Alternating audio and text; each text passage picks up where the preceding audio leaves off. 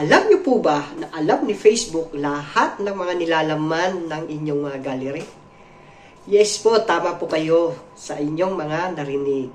Meron pong access si Facebook dyan sa inyong gallery at kaya niyang makita yan lahat ng mga nakasave dyan sa inyong mga gallery.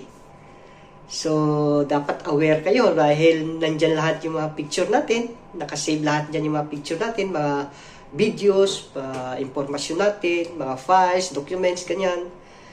So, napakahalagang malaman nyo ito, mga idol, no?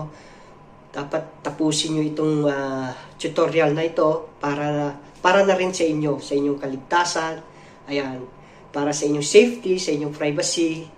So, kailangan natin i-off to sa ating settings na sa ganun magiging safe po yung ating gallery. Ayan. So, kapag excited na kayo, no? Excited na kayong malaman kung ano ito at handa na kayo, ano pa inantay natin? Tara na! Let's go! So, yun mga idol, nandito na tayo sa screen ng ating cellphone, no? Ang una natin gagawin, pupunta lang po tayo sa ating mga Facebook account. Ayan. So, ngayon, nandito na tayo sa ating Facebook account. Ang next nating pipindutin is yung tatlong linya dyan. Ayan. So, kadalasan sa inyo po ay nakikita dyan sa taas ng kaliwang bahagi ninyo, dyan sa taas. Ayan sa may mga profile ninyo, profile picture. Yan po, pindutin nyo po yan. So, sa akin, dahil ibang version po yung Facebook ko, nandito nakikita po yung tatlong guhit dito sa kanang bahagi sa baba. So, ayan. Ang next na po natin na pipindutin yung settings and privacy. Ayan, pag nababasa nyo po yung settings and privacy, pakipindot po yan. Ayun. Ang next po na ating pipindutin, yung settings. Ayan. Pakibasa po ng maayos. Ayan. Pag may nakikita po kayong settings dyan, yan po ang next natin pipindutin. Ayan. Nandito na tayo sa settings and privacy. So, i-scroll down lang po natin yan dahil may hahanapin po tayo dyan sa baba. Ayan. Nakikita ko na. Kapag meron po kayong nababasang camera role sharing suggestions, yan po yung next nating pipindutin. Yan, pakipindot po yung camera role sharing suggestions. Yon. Nandito na tayo sa camera role sharing suggestions.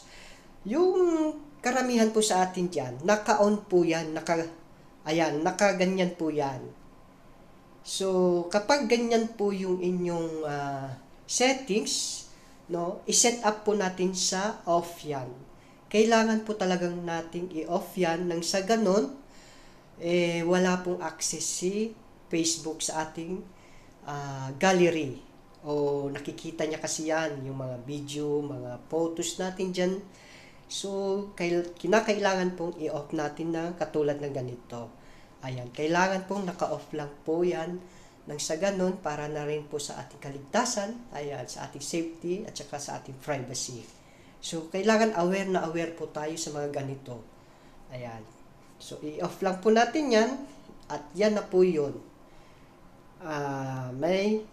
Wala na pong access si Facebook sa ating gallery. So, sana ay natutunan nyo ang pag-set up ng ganito sa inyong mga settings. So, yon mga idol, natapos na naman yung ating tutorial ngayong araw. So, sana meron kayong naintindihan sa ating tutorial ngayong araw, no? Dahil napakahalaga talaga na malaman nyo ito para sa inyong safety, sa inyong privacy. Ayan, dapat aware tayo lagi sa mga ganitong aktibidad, no? Kasi hindi natin alam, ang dami ngayong mga hacker o ganyan, mga hacker na yan. So, hindi natin alam na na-hack na pala yung mga personal nating mga account. Hindi natin alam na ginagamit na yung mga picture natin. Nagagamit na nila yung mga impormasyon natin na naka-save dyan sa ating mga gallery. Ayan. So, dapat aware kayo dyan mga idol. So, sa mga nanonood dyan, sana nasubaybayan ninyo ang tutorial na ito. Ayan. So, sana i-share nyo ito at i-like nyo na rin po. At nang sa ganun, maipasa natin sa mga hindi pa nakakaalam. Ayan. At huwag niyo na rin po akong kalimutan i-follow sa para sa mga iba pang nating mga tips and tutorial. Dito lang yan sa aking Facebook. So hanggang dito na lang mga idol, no? Maraming salamat. Hanggang sa muli.